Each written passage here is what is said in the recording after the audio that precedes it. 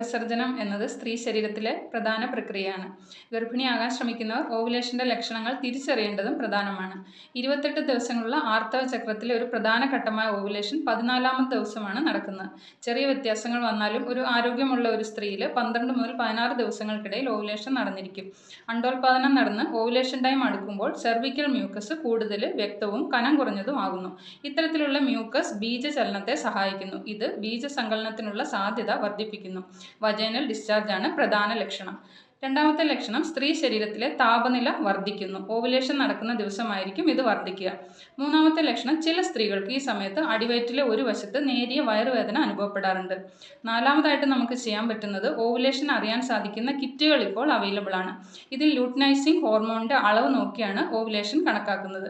ഈ ഹോർമോണിന്റെ അളവ് കൂടിയാൽ അടുത്ത ഒരു 36 മണിക്കൂറിനുള്ളിൽ ഓവുലേഷൻ നടക്കുമെന്നതിന്റെ സൂചനയാണ്.